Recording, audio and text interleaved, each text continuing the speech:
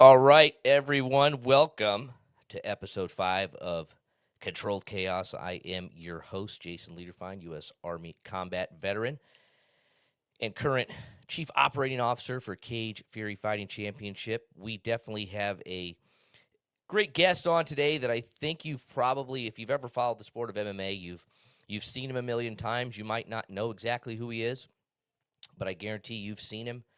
You are going to learn a lot about him, and you're going to learn a lot about his gym and what he's doing to change the landscape of the sport of MMA for the better for everybody. So, without any more waiting, I'd like to bring in our guest this week, legendary coach and gym owner of JacksonWink MMA, none other than Greg Jackson. Hi, guys. Coach, thank you so much for taking the time to join us in here for the day. We definitely appreciate it. I know how busy your schedule is. I know how much you're on the road. It pales in my travels pale in comparison to yours. So thank you so much for joining us. Anything for you, Jason. You know that. We appreciate it. So let's just get started. Let's start a little bit on where everything came from. So you're originally born. Your parents were Quakers from the Midwest. 3 years old, you moved to Albuquerque, and a lot of your brother's family, they were all wrestlers. So you started wrestling, right? Well, actually, I was the first in my family not to wrestle. I was even younger than that when I came to New Mexico. I was even pre 3 years old. But yeah, I was. My dad wrestled. He took state in Illinois. My little brother took state here in New Mexico. My uncle was a D2 national champion. So yeah, I came from a long line of wrestlers. But when I was younger, I was being not a very bright kid and getting into trouble and doing stupid stuff. So I was actually the first in a couple of generations to not actively wrestle. I mean, I grew up wrestling, but not wrestling, if that makes sense. Absolutely. But for your own protection, you did start training in judo and some kickboxing, and like you said, you even got suspended from school on a couple Yeah.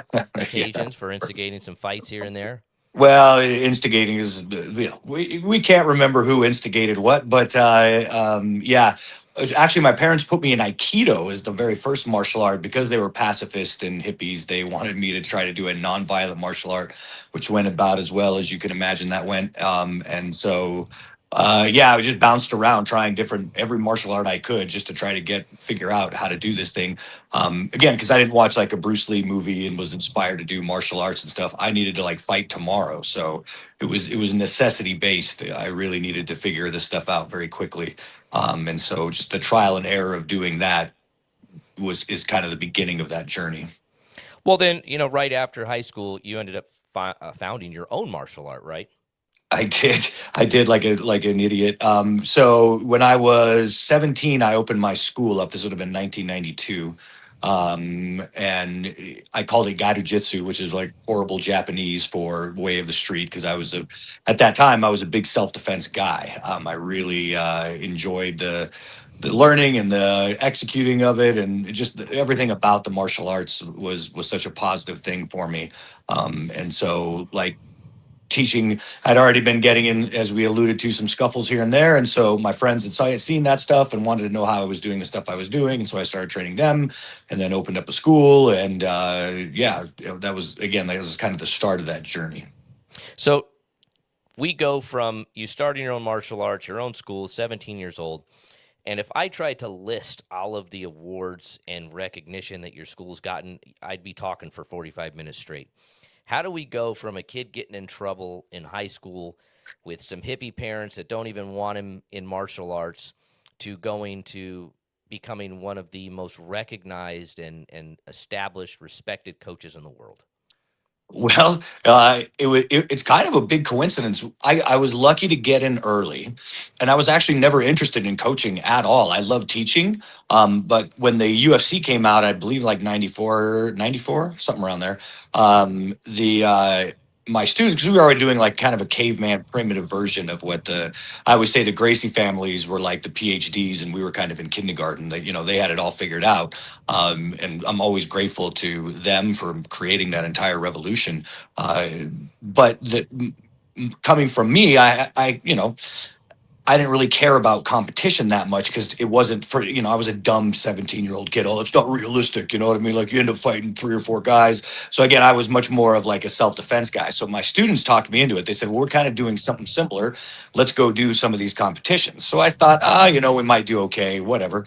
I have a very hard time saying no to my friends. I still have a very hard time saying no to my friends. So then I'm one of them, you know. I don't know. No, you're a very dear friend, but uh, so I just kind of we just kind of went to see what it was all about, and we ended up winning everything. And then, of course, they were addicted to that. And 30 some odd years later, here I am in front of you. I mean, that's kind of the short version. But I had to get talked into it. I never wanted to be a coach or do anything like that. So they basically talked me into it.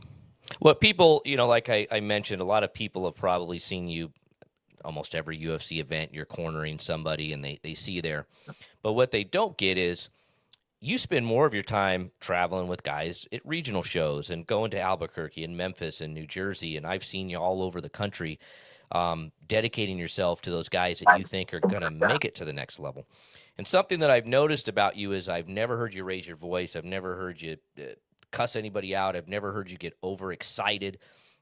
You have a zen about you that you keep guys grounded a bit. And is that kind of a philosophy you like to have? Yeah, and what I found is if you're yelling all the time, then it just becomes noise, right? Like they expect you to yell, they expect you to be angry, and it really doesn't mean anything. There's no integrity to it. But if you're nice and sweet and respectful and kind all the time, when you actually do have to hit the gas pedal a little bit, it has such a more dramatic and desired effect. So if you've got to really pull somebody out, or lay down the law at the school or whatever, people will stop and listen if the guy that's always sweet and nice is now screaming at you. So it's a twofold thing. I try to be professional as much as I can at all times. And, I fail sometimes, as we all do, but I try. And the second part is then it gives the potency and power too when you actually do have to raise your voice or yell or like I always say, hit the gas a little bit. It makes it a lot more powerful. So yeah, it's a very calculated way, but it's also, I just try to have fun in my job and have a great time in the process. And win or lose, losing sucks, obviously, but you just try to have fun. Well, it's funny. Our guest next week on Friday, Eric McMahon, you were cornering Chris Brown one time in Tunica, Mississippi, and he Uh-huh. said he approached you in between rounds about a foul that he felt Chris was doing. Uh-huh. And he talked to me after the fight, and he said, I went to talk to Greg about a foul that Chris was doing. And by the time I walked away, Greg had me convinced that the other guy was doing it and that Chris was perfectly okay. And I walked away. I walked away confused. So you've also kind of figured out the verbal judo on top of it as well, how to communicate with people to get your point across. I mean, is that something you've worked on for a long time?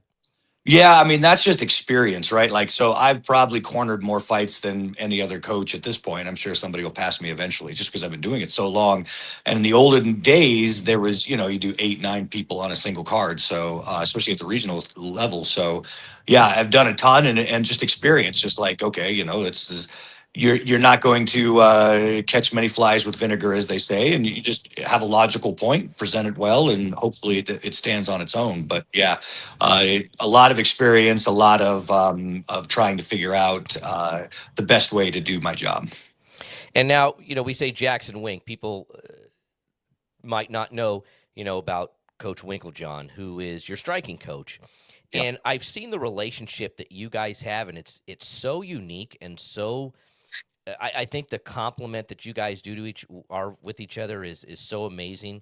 You guys are that blend of perfection together, where you may fall, he strides, and where he falls, you stride, and you guys complement each other so well. And the relationship, no one's ever trying to put the ego above the other guy, which I see a lot in MMA gyms with coaches where someone's ego takes over and they leave and they get their own gym and they have a falling out. But you guys have been together for a long time, which shows that it's working. So, what is that recipe that you guys have that's made it work so well?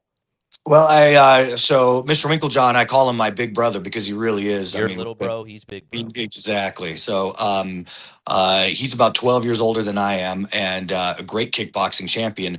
So in the early 90s, around the time I was opening up my school, I needed help striking. I needed help with everything, really. So luckily, the I had access to him. Crystal Trail, one of my students, introduced us, and we just hit it off right away. And it's been gangbusters since. In 2007, he tried to retire. So we had been working together, but it was still just Jackson's mixed martial arts at that time. And then 2007, he tried to retire, and I was like, absolutely not. So we became Jackson Winklejohn, and we've been, basically partners ever since. And yeah, we don't have a cross word. We get along great. We understand each other well. He really looks out for me a lot, making sure that, because in this business, as you know, more than anybody, people are trying to screw you over all the time, doing dirty stuff. And he's always watching out for me, making sure I don't do stupid stuff, which I tend to do. So it's a very good relationship. I'm very lucky to have somebody like him in my corner, and he's taught me so much. He really taught me about striking and stuff. Because when I came to him, I was still real raw. I was just a raw street fighting kid. I didn't have a lot of the nuance that I needed, and he really brought that level to me, and the intensity. I mean, the guy would run, literally get dropped off on the other side of the Sandia Mountains and run like 30 or 40 miles back to his house as a training day. So yeah, just that intensity he really taught me, and yeah, he's given me so much. I'm beyond grateful for him. And now you also, not just the MMA fighters, but you do seminars around the country, a lot of law enforcement seminars and self defense seminars. Talk us through some of those experiences. Well, I'm really lucky in that way too. So I've got to work with a lot of special forces groups and a lot of police officers, and from San Diego all the way to New Jersey. So and that experience is really important. It's understanding that it has nothing to do with MMA, right? Like MMA is a gladiatorial fight, and as you well know, that has nothing to do with the military. I mean, there's aspects of the attitude, but it's very mission specific. What is your job? What tools do you need to do that job? And, what aspects do you need help with? So I do a lot of like, what do you do with the no shoots? If you're dealing with special forces stuff, where do you put them in the room? How do you get them? How do you transition between your primary and your secondary weapons? That kind of stuff. And then with police officers, it's a lot of teamwork, controlling, because you don't have. I think the misconception with police officers is that they just have an absolute ton of time to do all of this training and they just don't want to do it, which, nothing could be farther from the truth. Most agencies, you're going to get a couple weeks of defensive tactics training tops. And then, after a long day, you don't want to go, and you got kids at home. Like, not all the police officers can go do jujitsu all the time. So you kind of have to tailor a program that deals with the time limitations, but still gives them the ability to work as a team, understand, everyone's got a sector, and you work together to keep the subject safe, keep each other safe, that kind of stuff. So it's very important for me to do those things because it's still martial arts, but it takes my mind kind of off just the gladiatorial aspects of MMA. And I get to help people. I rarely charge for that stuff. I usually just do it for free. And because it's kind of like my job doesn't have any social value, right? Like no one's watching one of my fighters and like deciding to feed the homeless or something. So it lets me give back a little bit in my very limited skill set. Well, like you said, most people don't get that police maybe get an 8 hour training day a quarter or even Right. every 6 months to work on hand to hand tactics. And the guy that's teaching the class is the dude that took 2 classes, and Right. he's the one in charge of teaching it. Right. It's funny when I hear, law enforcement or somebody say, oh, we took an 8 hour class. I'm like, bro, it took me 3 months to learn how to tie my belt in jujitsu. You're Correct. getting a false sense of, an 8 hour class is going to change your life, but it's a start to something. And all these police officers, they have to do that on their own if they want to continue their education and their training. And like you said, they're working a lot of hours, they're working overtime, they're understaffed, undermanned. And it's definitely hard after a 12-hour shift to then go to the gym at 40 years old and get beat up by 20-year-olds. So it's a Yes. valuable thing, and I hope that a lot of police departments really recognize it. There was a cop I knew, his name was John Ogden. He worked in the Pike in Long Beach when the Navy was down there. He was a jiu-jitsu, judo guy, world champion, just a total badass. He said I never pulled my gun once because I could just beat him up and I Mm. could go hands on with people. And I feel that the less people are trained to defend themselves, the more likely they are to escalate the use of force. So, law enforcement officers out there, definitely take advantage of anything you can do to get yourself in a jiu-jitsu gym. That's absolutely right, and it does help the community. It really does, because what you said, like, your fear is much less when you know you can handle yourself for real. Not like, I did karate for 3 years or whatever, but if you're wrestling around all the time using jujitsu, using those control points, it's super important. So yeah, I can't overstate how important it is. If you are LE, please get to a Brazilian jiu-jitsu class somewhere. It will really. And it is a lifestyle, right? It's not something you can drop in and do an hour a month and think that you're trained. You Correct. really do have to commit some time to it. So let's talk about the gym itself. I've had the pleasure of stopping by. You gave me a tour of the gym, and there's very few places in the MMA world with a gym like yours. So you're in Albuquerque. How long have you been in the new gym? 2016, I want to say Okay. 15, 16, somewhere around there. I So thought 10 it was years. about 10 years that you've been in the Yeah. new one. So your gym, you actually have dormitories where fighters can live full time, where fighters can be transient, meaning maybe they're just coming for a 6 to 8 week training camp, and they're in another country, they're in another state, and they come specifically to Albuquerque to train. What do you think has made Albuquerque such a desirable place for people to come train? Well, I think we try really hard to always stay on the cutting edge, always try to, bring the best information that we can. Um, so I think that's part of it. And the altitude here is great. Like, we're even higher than Denver. So the altitude's great. And there's nothing to do except train. So there's no beach, there's no beautiful people, dancing around in bikinis or anything like that. It is You basically get up, you train, you go to bed, you get up, you train, you go to bed. And so that focus that this place gives you, the kind of austere, there's nothing else to do. The focus is I think part of the magic. It can be maddening if you don't like that kind of a thing. Like if you decompress at nightclubs and stuff, yeah, it's not going to be the place for you. But if you really want to learn your craft, or if you really want to go to that next level, then that's what they used to call camp, right? You would go to camp because there's nothing else to do except focus on training. And so we have the altitude, we have information, good training partners, and yeah, I think it's a great place to focus. Yeah, like you mentioned camps. Like I remember back in the day, De La Hoya going up to Big Bear, California, and they would rent a big house, and the whole team would stay up there for 6 to 8 weeks to do a full camp, and there was no distractions. It's kind of hard to justify being late to practice when you literally live in the gym. You're in the gym. It's like, bro, you're 12 feet from the mat. You need to come down here.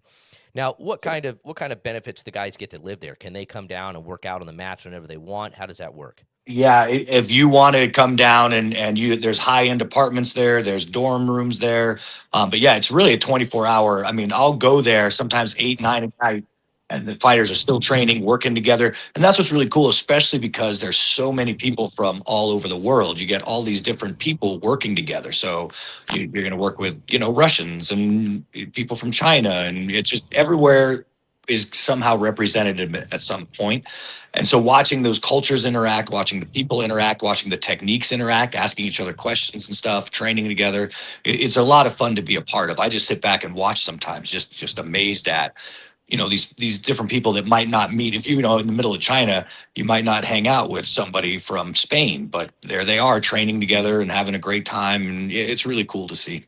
Well, and it's obviously a huge gym. You've got multiple cages and wrestling mats and jujitsu mats, and you've got some of the best coaches in the world working with these guys. And that's the unique part of people getting to actually just live there. They don't have to pick up their life and move there. They can go there for a camp. But you also have other things on site, like you have a doctor that'll come on site. You have a sports psychiatrist that comes on site. These are things that I don't think a lot of other schools have figured out. Well, we try to be a one-stop shop, because in Albuquerque, I mean, in like if you're training in California, you usually have to go somewhere for your jiu-jitsu, somewhere for your kickboxing. So you know what I mean? Like we try to keep it all centralized as much as we can in one spot. And yeah, we have Dr. Bo Hightower does all our PT physical therapy. The guy's a genius. So if you get injured, you just kind of walk upstairs and you have 8 to 10 PTs just up there. Yeah, like you said, sports psychs. We have a ton of great resources in one place, and I think as a fighter, that's kind of what you need. Like every time, your day is valuable, and so if you spend an hour driving to one place, 3 hours driving to another place, that gets old real quick, and it also saps your energy. kind of ruins your day. By the time you're in your third training session, you're already cooked from just traveling. So it's really nice, like you said, just to walk downstairs, walk upstairs and eat, walk back downstairs again. If you get injured a little bit or whatever, we've got that on site. Yeah, it's one stop shopping, and I think that's what's kept us around for 30 some years. Is that we try to stay on the cutting edge, as I said, but we also it's very organized and centralized in one spot. Another thing that you have that's pretty unique to the gym is you've made it to where once those doors close on the in the mats, people from outside can't watch, can't look in. So there's no media that can come in there and report on what John Jones is doing in training or what Holly Holm is doing in training or whoever else. So it kind of gives you a security level as well, right? That's right. And there's no, if there are people in there, there's no filming allowed at all. So yeah, we're very, very careful with that stuff. Because again, if you're a fighter, or we get some higher end fighters, sometimes celebrities come through and train, and the last thing you want to be is harassed while you're trying to do your job. So we try to keep it very professional there. I've definitely seen your wall of fame. You have all these people take pictures and sign the wall and stuff. And I mean, when you talk about celebrities, the who's who of this sport has come through. Who's some of the coolest people you think that have come through the gym that aren't MMA fighters that have just stopped by to check it out?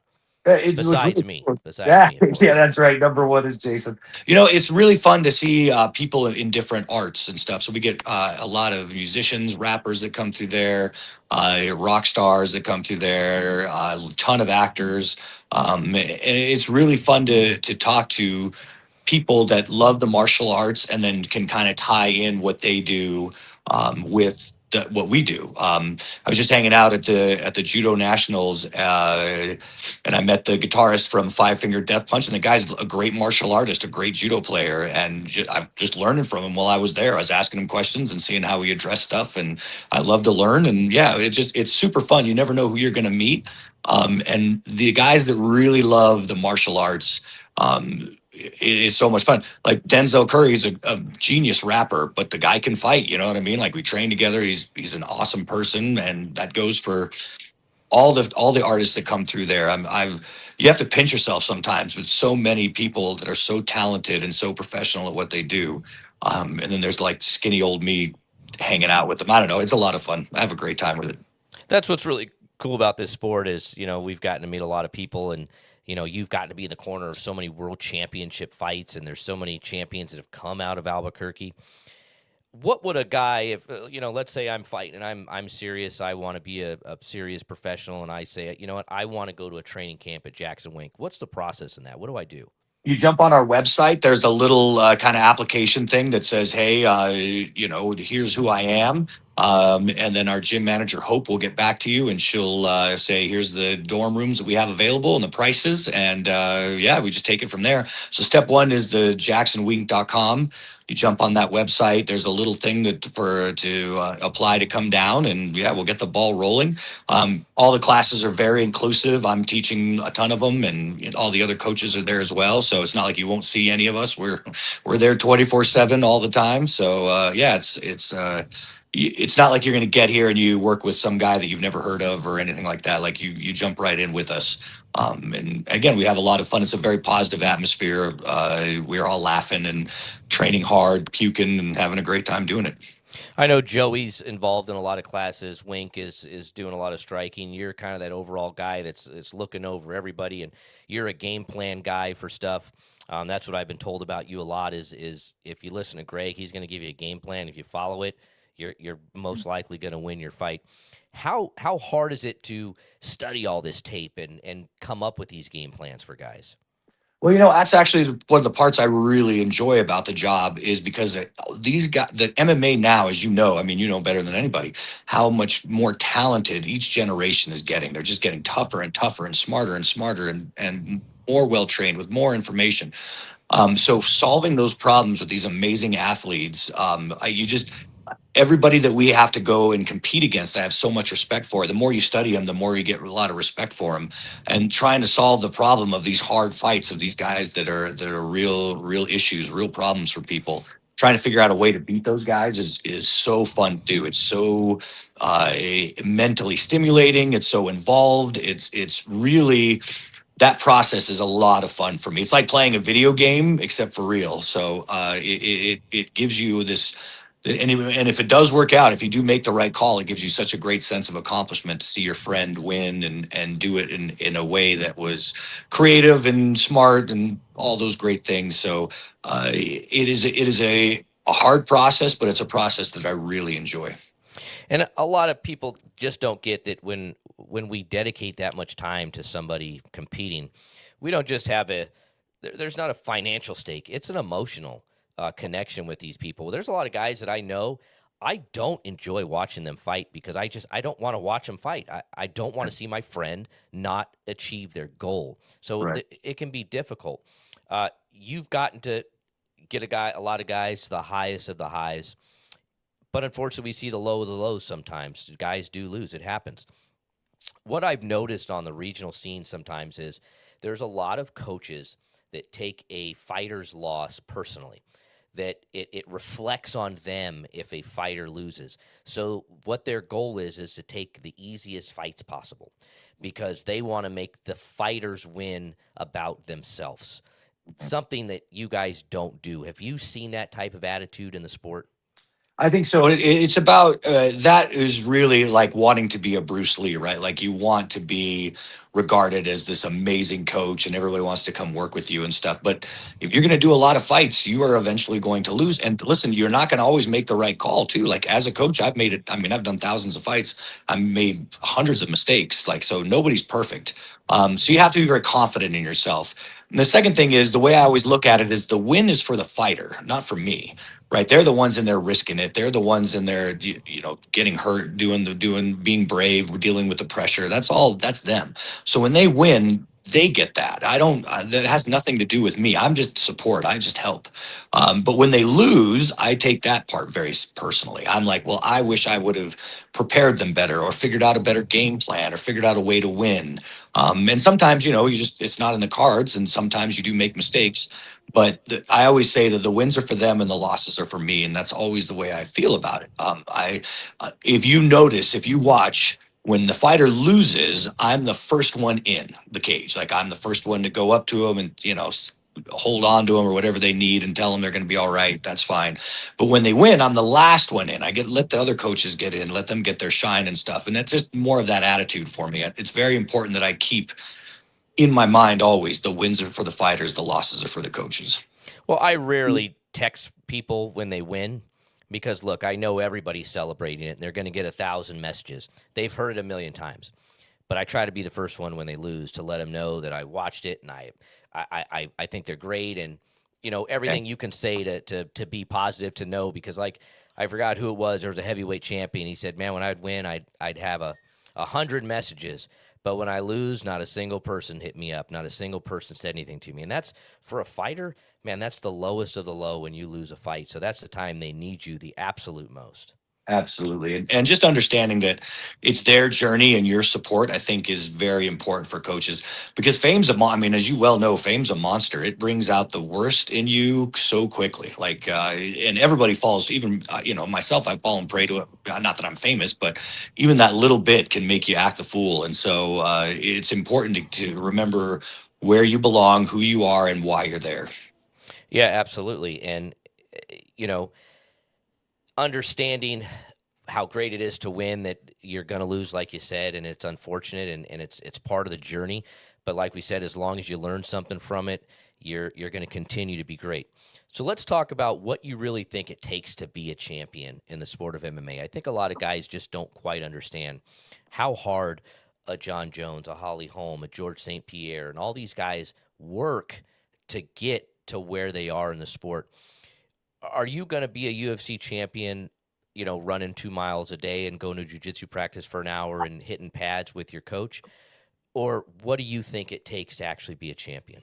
That's really it. You have to have this weird combination of humility, but also self confidence, right? So you have to be able to be coachable, like listen to the coach, but also try to figure it out yourself, if that makes any kind of sense. And the real thing there is work ethic, work ethic, work ethic, work ethic. The people that always run back, like Holly Holm's a great example of that. We have this mountain run that we do up on top of the Sandia Crest. It's about 10,500 feet. Um, the rest of us will walk home after we've done all the sprints and stuff, and she always makes it a point to run back home. So that, or to the cars, I should say, not home, but so that attitude of, just doing another round, pushing it a little bit harder, consistently over and over and over, watching film again and again and again, that kind of work ethic where you're just not doing it as a hobby, but like you have to be obsessed with it, literally obsessed with it. Think about nothing else. That's the level of dedication it takes. And yeah, there's a lot of people that think, because I'm talented, especially the talented guys are the worst. Because I've got all this talent, I can work a little less hard. And they will go far, but just not far enough. I mean, Frankie Edgar himself said, hard work beats talent every single day. That's And right. of course, talent can get you pretty far, but when it's the third round and all of a sudden your lungs are collapsing, you're not as talented as you were before. So that That's and right. I've seen the pictures of that run, and I don't know if I've ever seen a picture that Holly was not in during those Yeah. runs.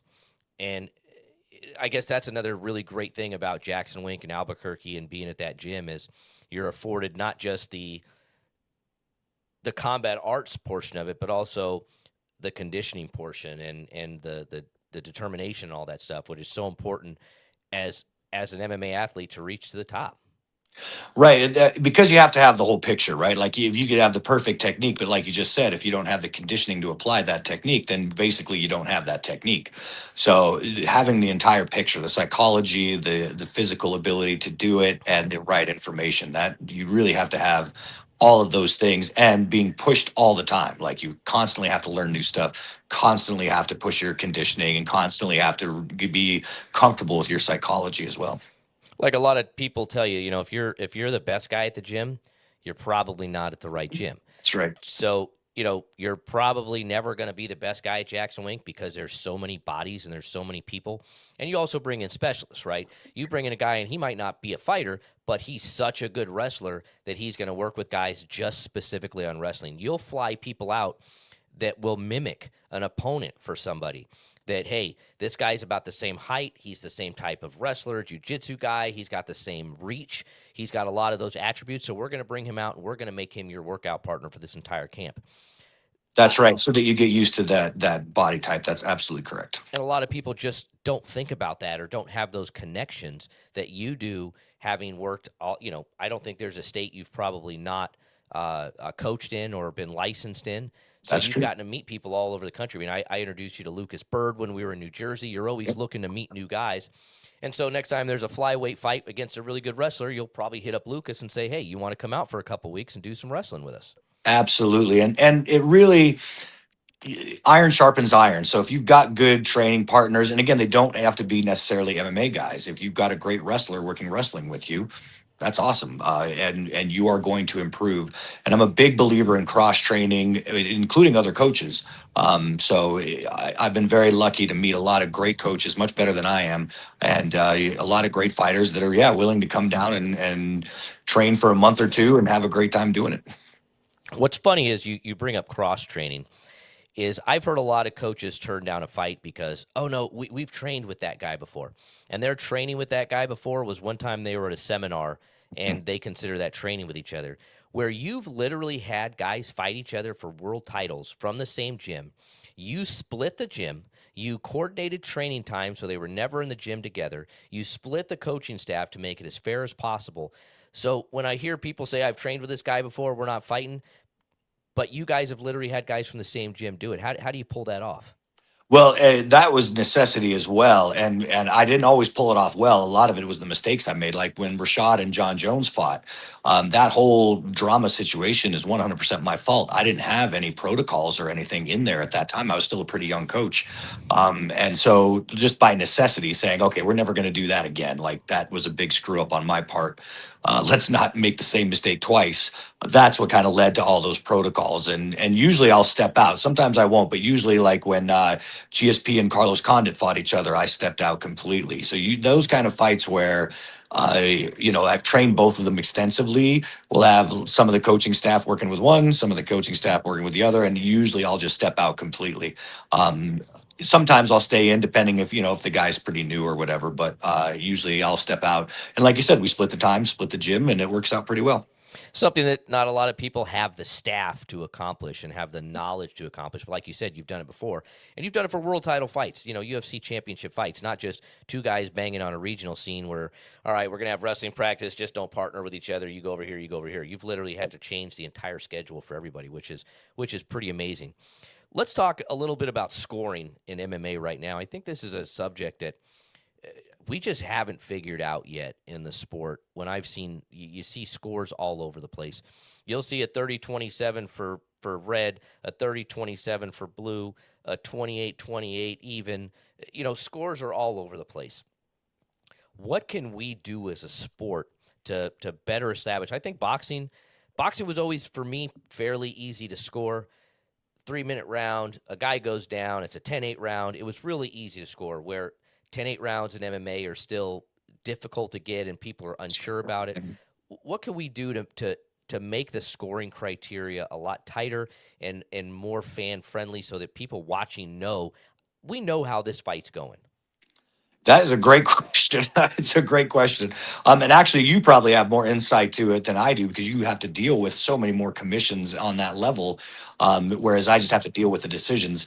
It's so subjective and it's so difficult. And depending on what you, as a coach, you're looking for, I really think that education is the key. Like the more educated you can make these judges, the more they can understand the different points of view. It then becomes, I think, a little easier to judge, and then the fans as well. The more educated they are, because remember when we were, in the '90s, there were no every tournament you went to, because they were tournaments in those days. Every fight you went to had completely different rules and standards, and like it was very. That's where rules meetings came from, is because we didn't know it was. Is it open hand to the face, closed fist to the body? Is it everything goes? There were all these different rules. So I think we have tightened it up in the last 20 years, with the unification and all that stuff. Um, and I'm sure there's people like you that have better ideas. For me, on my end, I see a lack of education a lot of times, and then a lot of it's subjective too. So if a guy gets a takedown, but he doesn't really do any damage, and the other guy gets back up, do you give the guy that give the takedown? Because it is hard to take somebody down, but then it's also hard to get somebody up. Like, how do you score that? Like, if we codify that, that would be great. Like, you give a point for this and a point for that. That would be awesome. I don't know exactly how we would do that because the value, again, is subjective there. But I think that the more educated you get these guys, the better the points are going to be. And I think also with one of the strengths of MMA is that it's usually not personal. Like we just had Holly Holm do a boxing match on Saturday in El Paso. She clearly won the fight. It wasn't even close. Like clearly 7-3 or whatever. But she lost the decision, and that's pretty obvious to guys like us, where you're saying, well, she was an MMA fighter. She came back to boxing. It's very personal, right? They're going to let you know that no, you can't just come in here and win a boxing match, even though she clearly won the match. So I think that there's a lot less of, at least in my experience, that kind of personal vendetta stuff that you get sometimes in boxing. But still, I mean, we have our issues, like you said. That's wildly all over the place. What in the aggregate, in consensus, if everybody's like, what? Like, how did he see the fight that way? If everybody's saying that, maybe look at the judge and say, well, this judge needs a little more education. And I, you hear the word robbery a lot in places, and there's some close rounds. Sometimes they can go either round. Like, one judge, he has a wrestling background, so he Right. scores that takedown as the winning criteria. Where another guy is a jujitsu guy and says, I like to be on my back, so getting taken down isn't a big deal. So they may score the round separately, differently than each other. We had a fight last weekend. One judge had it 29-28 red, one 29-28 blue, and one had it 28-28 for a 10-8 round. So the fight was a draw. So these guys fought, and nobody was a winner, nobody was a loser. But you start to think, like, what is the criteria? And one of the things that drives me crazy is when I hear people say, the UFC ref did this, or the UFC judges suck. Promotions don't hire officials. The state athletic commissions do. So it relies completely on state athletic commissions, who are, in fact, government agencies. Most executive directors or commissioners are appointed by the governor of the state, and they're there to serve a term with a lot of legal things, and there's a lot of aspects of their job that we just don't understand. You mentioned unified rules. What's funny is we pass unified rules, and then each state has the option to adopt it. Right. It's Right. not. It's because they're all separate agencies. The 12 to 6 elbow. We saw those. What's funny is in Mississippi, it's always been legal to do a 12 to 6 elbow. It's completely legal. Um, and now the unified rules have allowed it, but there's still some states that have not. And you see it because you travel a lot. These guys have to travel around. And well, it was legal in this state, but it's not legal in this state, but it is legal in this state. And it's confusing. It's very confusing, and it is better than it used to be, but it still can. Yeah, we need to unify. The new rules need to be the rules, and everybody needs to. It's weird. It's not. Imagine if this was football, and every state that you went to go play football in, they had slightly different rules. Oh, that's not a touchdown here.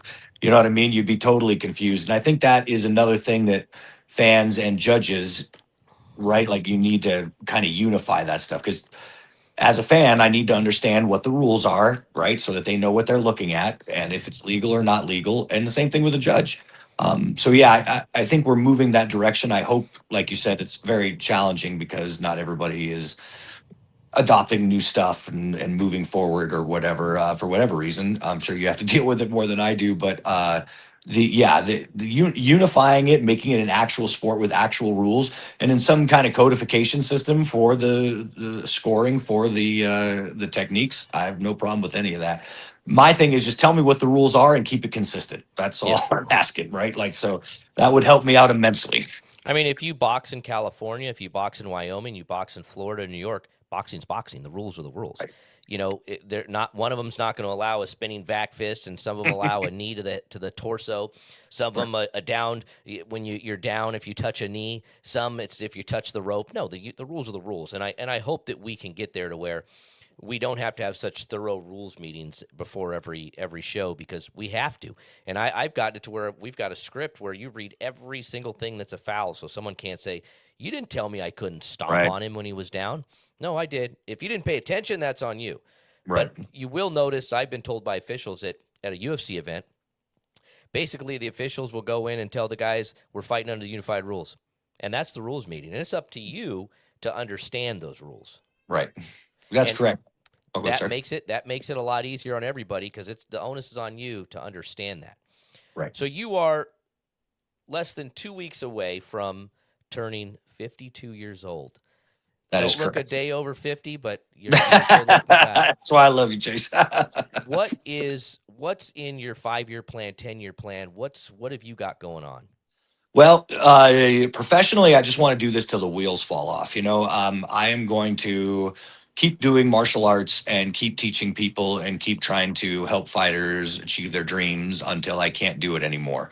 I kind of semi-retired for a little bit and was like, I just got bored real quick, and it's such a rush. The martial arts are so much fun. The camaraderie, the mental stimulation of having to go in, figure out everybody's individual personal growth plans, figuring out game plans, figuring out new techniques, better ways to do stuff is so addicting that when you get burned out on it a little bit, but when you don't have that, it's like not being able to do a crossword puzzle or something. Like you just get so bored so quick. So it's so fun, and I have such a great time doing it that I can't imagine. Like my 5-year plan is to talk to you in 5 years and have another great podcast. You know what I mean? Like there's no like I've already trained a ton of world champions. I've already done more corners than probably anybody else.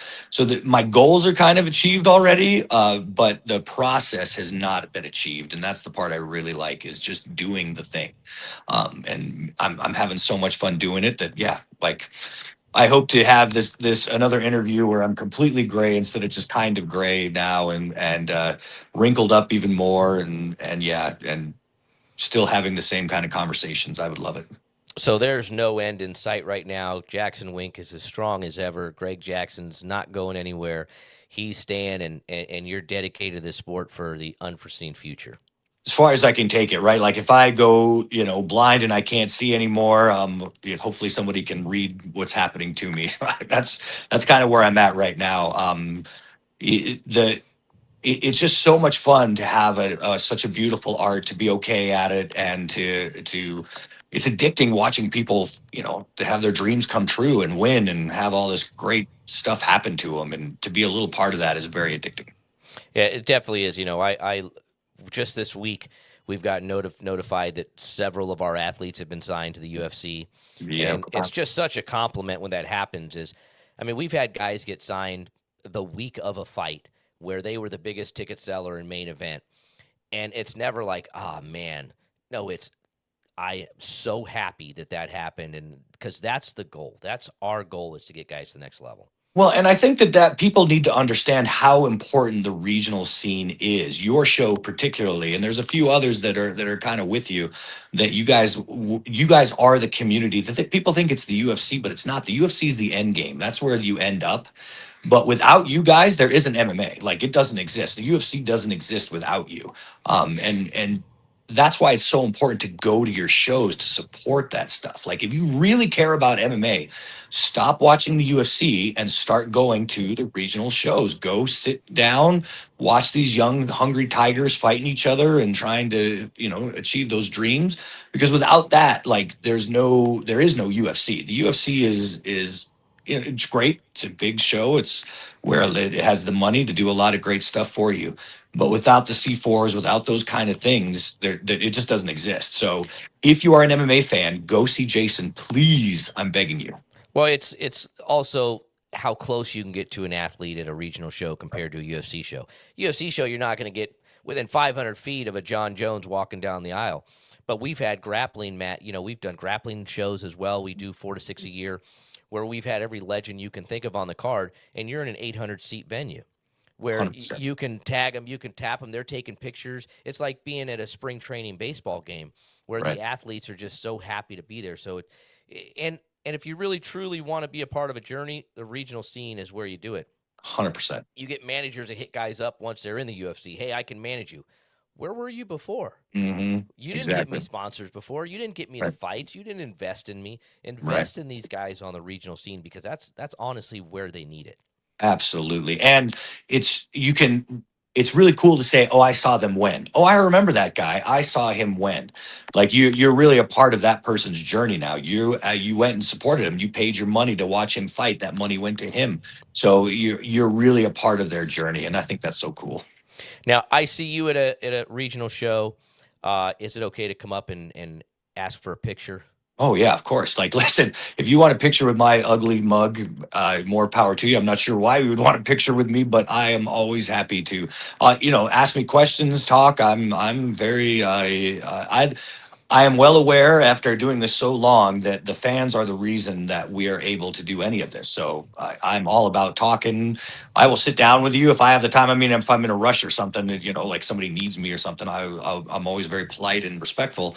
But yeah, if I have the time, I'll sit down and ask questions. No problem.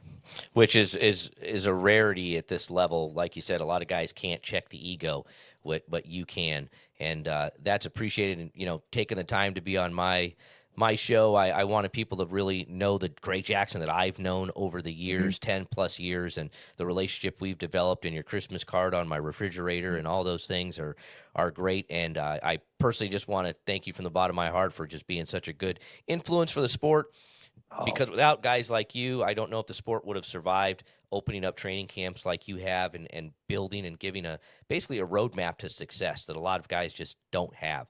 And so I just personally want to thank you for everything you do for the sport. man, right back at you 100 times. You're the one that's actually making it happen. So yeah, we're grateful to you at 100 times over. Yeah, that's why I'm here, and I'll always be here for you. Well, thank you, Coach. We'll let you get out of here. I don't want to take up too much of your time. I know it's valuable. But again, you can go on JacksonWink.com and you can apply to train there. If you're in the Albuquerque area, don't hesitate to stop by and just say you want to check it out. They will 100% let you come check the gym out. And if Greg's there, if Wink's there, if Joey's there, any of those guys, they have no problem letting you check the place out. And you can see the level of training center and gym that it truly is. And follow them on socials. They're always posting pictures and updates and videos and tutorials. If you're in law enforcement and you want to look at maybe booking them to come out, send them an email, hit them up, because if they have the time, that's his charitable thing that he likes to do, and always makes time for it. So thank you, Coach. I hope you have a great day, and I will see you again soon. Thanks, Jason. Bye. Thanks, Coach.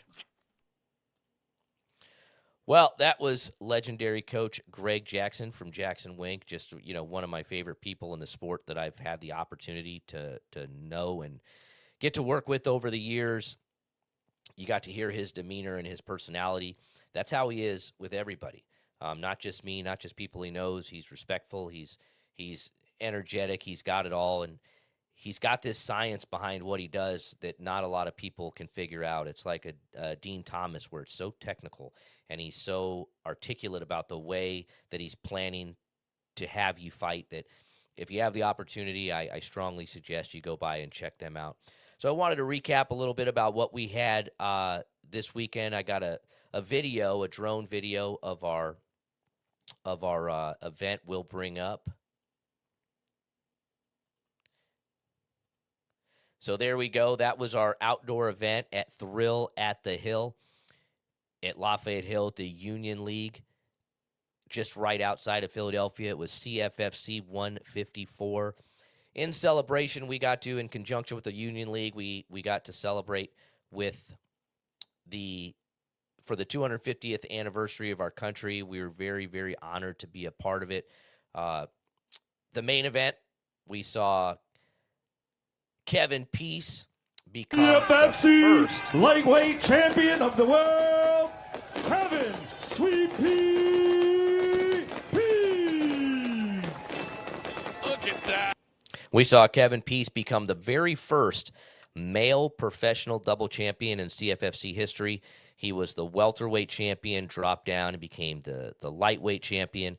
And he won the lightweight championship in the first round via submission, which is very impressive.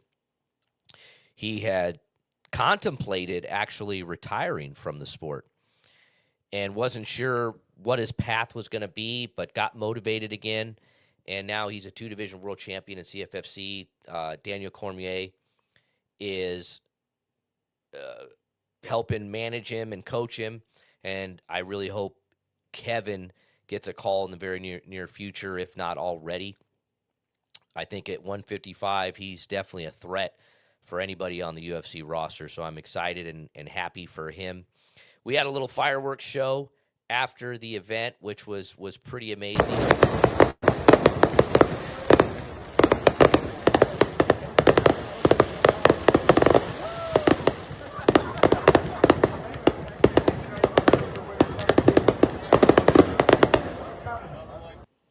So what a just absolutely amazing event. Our first outdoor event. There's a lot of stress when it comes to doing a show outside. We didn't know because there's something we couldn't control. You can't control the weather. So we went ahead, we got it done, we planned it, and everything worked out perfectly. And a question came up, how does Kevin Peace do in the UFC? I think he's definitely UFC ready. He's undefeated on the regional scene. He's fought a lot of tough guys, and he's been doing that at 170. So getting down to 155, although probably difficult, he did it. He's got a phenomenal team around him. He's down at Kill Cliff. He'll train in Memphis at Memphis Judo Jiu-Jitsu in his hometown. He's got support from his family and his friends, and he's been doing this for a long time. He came up with me at V3 Fights in the regional scene. Same thing, won multiple titles. And there's certain people that have just been so professional that you can't wait to see succeed. Kevin is definitely one of those guys that we can't wait to succeed. So hopefully he'll get a call soon.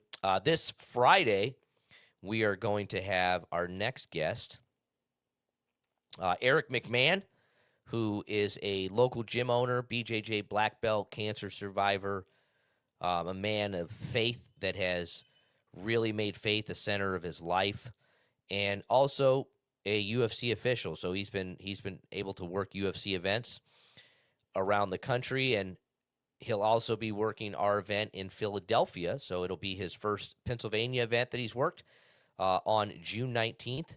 So we will be back in action June 19th, back at the 2300 Arena with just another crazy impressive card, title fights, live on UFC Fight Pass. It's going to be a great night. If you're in the area, come on by. There's also a Brazilian World Cup game the same day, so if you're watching World Cup, game and you got some time after, head over to the 23 Arena and catch some live MMA. Make it a weekend, make it an event. We're working on some more guests that will get announced very soon. And we appreciate you guys watching. I thank you. Have the questions. We'll replay these. We'll have them up there for you. Like I said, you can reach out to Coach Greg Jackson if you're ever interested in going out to JacksonWink. And you could probably do that for a lot of gyms if there's one closer to you. But I do strongly, highly recommend JacksonWink as a phenomenal training facility for some of the best guys in the world. And we'll be back actually in studio on Friday with Eric. He's going to come to the studio and be here with us. And we're going to do that for our first time. And I appreciate all of you guys joining, and we'll see you later this week.